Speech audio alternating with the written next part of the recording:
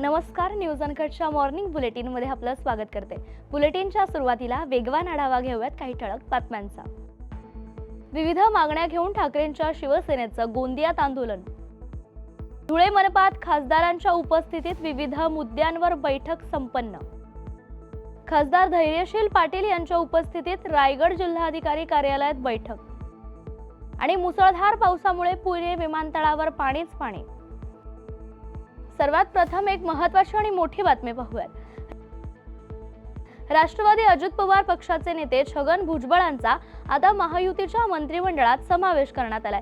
छगन भुजबळांनी काल मंत्रिपदाची शपथ घेतली आहे। यावर राष्ट्रवादी शरद पवार पक्षाचे प्रदेशाध्यक्ष आमदार जयंत पाटील यांनी कोल्हापुरात प्रतिक्रिया दिली आहे। महायुतीच्या मंत्रिमंडळाला अनुभवी लोकांची गरज आहे, त्यामुळे भुजबळांचा समावेश मंत्रिमंडळात करण्यात आलाय। छगन भुजबळांना सुरुवातीला मंत्रिमंडळातून बाहेर ठेवलं, मात्र आता त्यांना मंत्रिमंडळात घेतल्याचं जयंत पाटील यांनी म्हटलंय। यावेळी बीडमध्ये कायदा आणि सुव्यवस्था गंभीर असल्याचंही जयंत पाटील यांनी म्हटलंय।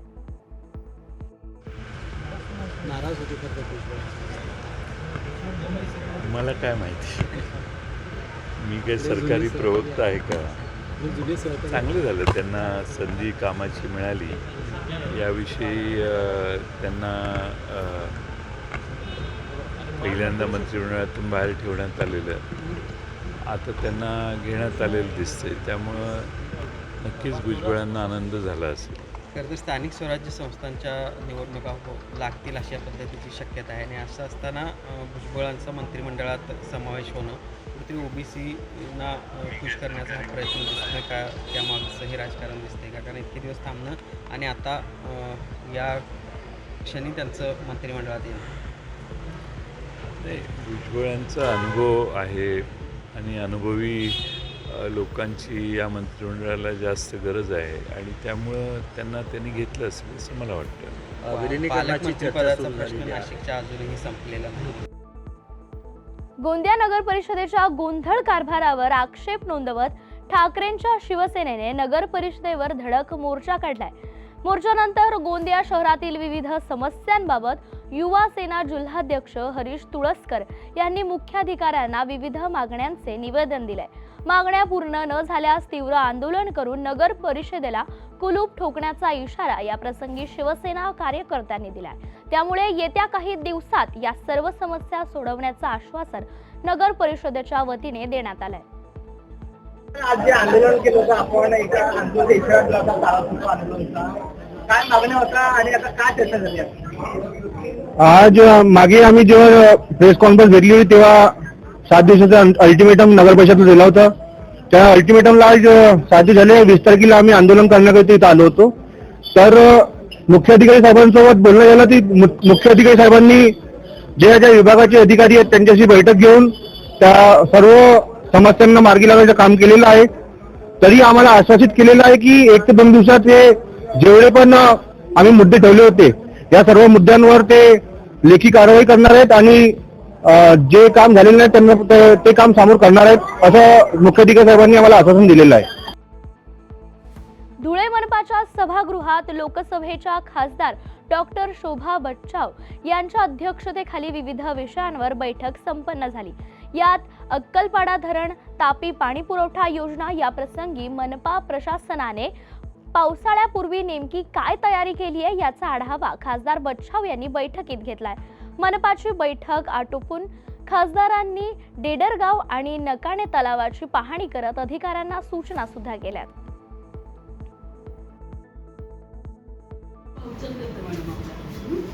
सगळं देतो त्याला, आतापर्यंत दिलेली सगळी बिलं देतो आम्ही, मग एक कागद देतो। रोज नाही येत, बरं 4-5 दिवसात बी आलं तरी चालतं आम्हाला, पण 20 आणि 22 दिवस कसं चालेल? बरं त्याला काही फरक पडत नाही, तो काय सांगतो, बाबा सांगतो माझं कोणी काही का तो वापरतो, दादागिरी करतो शहरामध्ये, साताऱ्याहून येतो आणि पैसा दर रेग्युलर चालू आहे। मी मॅडम त्यांना कागदपत्र दाखवले, एसआरचा रिपोर्ट वेगळा आहे, त्याचा रिपोर्ट वेगळा आहे, वजन मापा काटवाला त्याचा गेल्या काही दिवसांपासून अमरावती जिल्ह्यात झालेल्या वादळी पावसामुळे शेतकरी मोठ्या संकटात सापडलाय. या वादळी पावसाने केळी, ज्वारी आणि कांद्यांच्या पिकाचं मोठ्या प्रमाणात नुकसान झालंय. तर या नैसर्गिक आपत्तीमुळे झालेल्या नुकसानाची गांभीर्याने दखल घेत खासदार बळवंत वानखडे यांनी तातडीने बाधित गावांना भेट देत शेतकऱ्यांच्या बांधांवर जाऊन नुकसानीची पाहणी केली आहे. यावेळी शेतकऱ्यांच्या अडचणी समजून घेत तातडीने नुकसान भरपाई मिळवून देण्यासाठी प्रशासनाने कोणतीही कसर सोडू नये असे निर्देश देखील अधिकाऱ्यांना दिलेत. या बातमीसह बुलेटिनमध्ये एक छोटीशी विश्रांती घेऊयात. पाहत रहा न्यूज अनकट. ऐतिहासिक वारसा लाभलेला मराठ मुलूक महाराष्ट्र. या महाराष्ट्राला विविध रंगी छटा आहेत. साहित्य, कला, पर्यटन, नृत्य, भाषा, संत परंपरा अशा विविधतेने तो नटलेला आहे. हीच गौरवशाली विविधता जपत सुवरंग मराठी केवळ महाराष्ट्राच्या सांस्कृतिक संहितेपुरते मर्यादित न राहता समकालीन नवकल्पनांवर आधारित कार्यक्रमांद्वारे मराठी मनोरंजन विश्वात स्वतःची एक अनोखी जागा निर्माण करत आहेत. मराठी मनोरंजन क्षेत्रातील उत्तम दिग्दर्शक, लेखक आणि निर्मात्यांच्या प्रतिभेचा पुरेपूर वापर करून मनोरंजनाचा आगळा वेगळा रंग उधळण्यास आम्ही सज्ज आहोत. स्वरंग मराठीचे उद्दिष्ट मराठी मनोरंजन क्षेत्रामध्ये मनोरंजनाची वहिवाट सोडून, रूढीवादी पद्धती तोडून मनोरंजनाचा समृद्ध अनुभव प्रदान करून देण्याचा आहे. म्हणूनच यात विविध पद्धतीचे मनोरंजक आणि माहितीपूर्ण कार्यक्रम स्वरंग मराठीवर बघता येतील. शेवटी एकच, धकाधकीच्या जीवनात धांगडधिंगा करण्यापेक्षा बसूया, हसूया, गाऊया, जगूया. नाती गोती श्रावण मोती गावामधले जिवंत रंग. नाती गोती श्रावण मोती गावामधले जिवंत रंग. चला जोडूया, चला पाहूया, जशी संस्कृती तसा स्वरंग. विश्रांतीनंतर पुन्हा एकदा स्वागत. पुढची एक महत्त्वाची बातमी येते छत्रपती संभाजीनगर मधून. छत्रपती संभाजीनगर येथील विभागीय आयुक्त कार्यालयात मान्सून पूर्व तयारीबाबत विभागस्तरीय आढावा बैठक घेण्यात आली आहे. हवामान विभागाने पावसाबाबत वर्तवलेल्या अंदाजानुसार प्रत्येक विभागाने मान्सून कालावधीत आपली यंत्रणा सज्ज ठेवावी. तसेच पावसाळ्यात पूरस्थिती, इमारतीची पडझड, पाणी साचणं या संबंधित यंत्रणांनी योग्य ते नियोजन करावे. तसेच आपत्कालीन नियंत्रण कक्षातील यंत्रणांनी आपत्तीच्या काळातही नागरिकांना वेळेत मदत पोहोचवण्याच्या दृष्टीने नियोजन करा, असे निर्देश विभागीय आयुक्त दिलीप गावडे यांनी या बैठकीत दिलेत. वळूयात पुढच्या बातमीकडे. राज्यसभेचे खासदार धैर्यशील पाटील आणि माजी आमदार पंडित पाटील यांच्या उपस्थितीत काल रायगड जिल्हाधिकारी कार्यालयात आढावा बैठक पार पडली.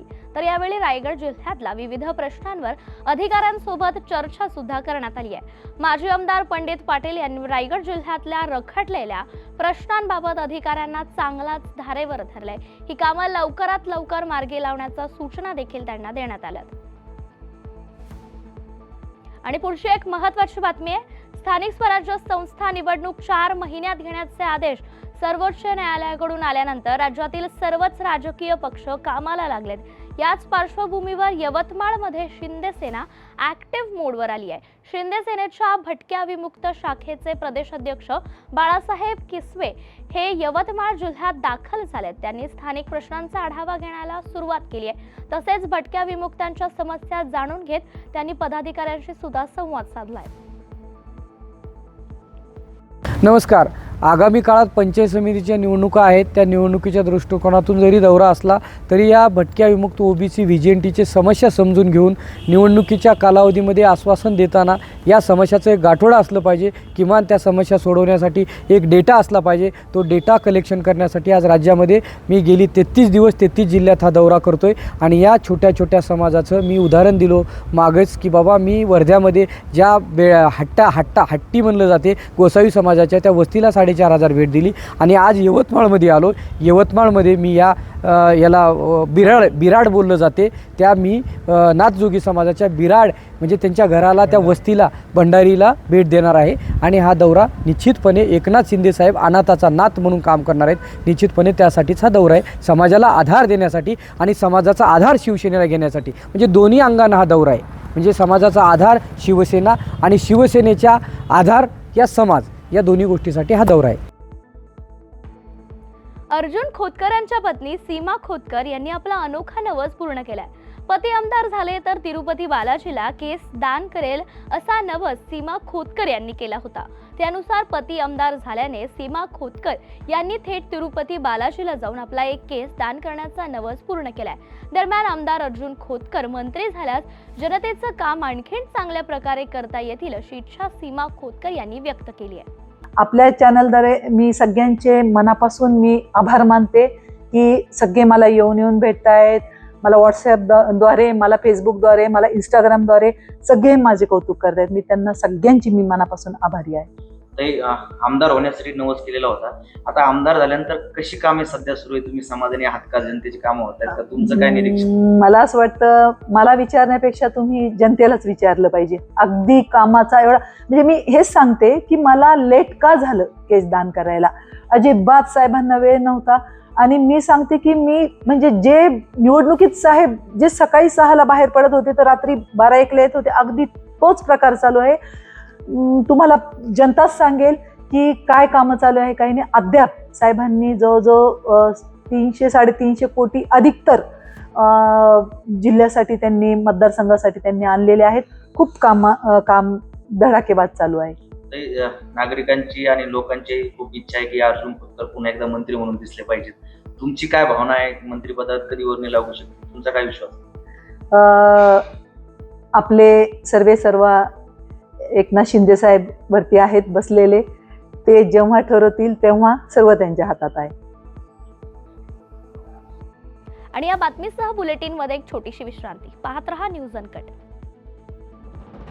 महाराष्ट्राला फार पूर्वीपासून अत्यंत गुणी खेळाडूंचा एक समृद्ध वारसा लाभलेला आहे.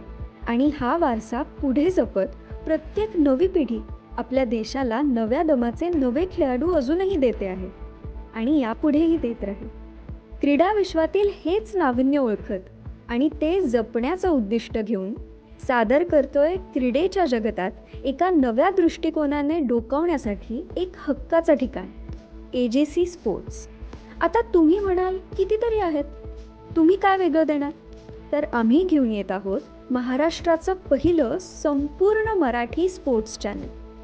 मराठी प्रेक्षकांसाठी कबड्डी, फुटबॉल, खो खो, मल्लखांब अशा ग्रामीण तसंच शहरी भागात प्रसिद्ध असणाऱ्या यासारख्या अनेक खेळांचं थेट प्रक्षेपण, तज्ज्ञांचं विश्लेषण आणि स्थानिक खेळाडूंच्या प्रेरणादायी कथा इथे पाहायला मिळते.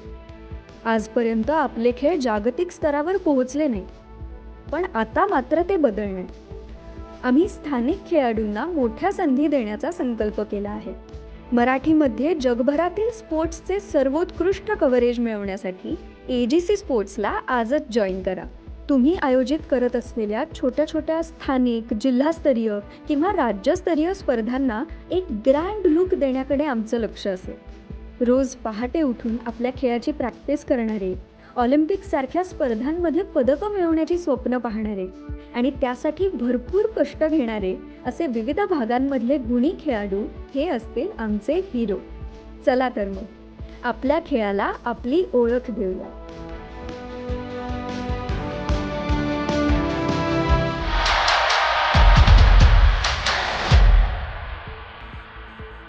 विश्रांतीनंतर पुन्हा एकदा स्वागत. उर्वरित काही महत्त्वाच्या बातम्यांवर एक नजर टाकूयात. पुण्याच्या पुरंदर तालुक्यातील सासवड येथे एका तरुणाचा पैशाच्या किरकोळ वादातून खून करण्यात आलाय. सनी उर्फ पिंट्या सुनील जाधव असं या 36 वर्षीय खून करण्यात आलेल्या तरुणाचं नाव असून तो सासवड येथील जेजुरी नाक्यावरचा राहणारा होता. मृत जाधव याचा संशयित आरोपी संदेश आणि अवंतिका अवचरे यांच्यासोबत किरकोळ पैशाच्या देवाणघेवाणीतून हा वाद झाला होता. तर या वादातच त्याचा खून करण्यात आल्याची प्राथमिक माहिती स्थानिक पोलिसांकडून देण्यात आली आहे. राज्यातील अंगणवाडी सेविका आणि मदतनीसांनी आपल्या प्रलंबित मागण्यांसाठी काल राज्यभरात एक दिवसीय धरणे आंदोलन सुरू केलंय. बुलढाण्याच्या मोताळा तहसील कार्यालयासमोर शासनाचं लक्ष वेधण्यासाठी हे आंदोलन करण्यात आले. तर मोताळा तालुक्यातील अंगणवाडी कर्मचारी संघटनेच्या जिल्हा सचिव प्रतिभा वक्ते तसेच राज्य सदस्या माया वाघ यांच्या मार्गदर्शनात हे आंदोलन करण्यात आलंय. मोताळा तालुक्यातील सर्व अंगणवाडी कर्मचारी आणि मदतनीस या आंदोलनात मोठ्या संख्येने सहभागी झाल्या होत्या. पुण्यात झालेल्या मुसळधार पावसामुळे विमानतळावर मोठ्या प्रमाणात पाणी साठलंय. तर अवघ्या 1 तासाच्या पावसात संपूर्ण विमानतळ परिसर पाण्याखाली गेलाय. विमानतळाकडे जाणारे विमान नगरमधील रस्तेही पाण्याखाली गेल्याने प्रवाशांना मोठा त्रास सहन करावा लागल्याचं दिसून आलंय. हवामान खात्याच्या माहितीनुसार वादळी वाऱ्यासह हा पाऊस 25 मे पर्यंत सुरू राहण्याची शक्यता आहे. तर पुणे जिल्ह्यातील घाट भागांसाठी पुढील 5 दिवसांसाठी ऑरेंज अलर्ट जारी करण्यात आलाय. महाराष्ट्रातील अनेक जिल्ह्यांमध्ये मान्सून पूर्व पावसाने कहर केल्याचं बघायला मिळत आहे. विशेष म्हणजे या पावसाचा कोकण रेल्वेला मोठा फटका बसलाय. तर रेल्वे मार्गावर दरड कोसळल्याने कोकण रेल्वेच्या वाहतुकीवर परिणाम झालाय. पुण्यात देखील पावसाने थैमान घातलंय. फुरसुंगी येथे पार्किंगच्या गाड्यांवरील पत्र्याचे छप्पर उडताना दिसले. तर वाघोली जवळ सुद्धा सणसवाडी परिसरात एक मोठं होर्डिंग जमिनीवर कोसळले. पण सुदैवाने या दुर्घटनेत कोणतीही जीवितहानी झालेली नाहीये. आणि या बातमीसह मॉर्निंग बुलेटिन मध्ये इथेच थांबूया. ताज्या बातम्यांसाठी पाहत रहा न्यूज अनकट.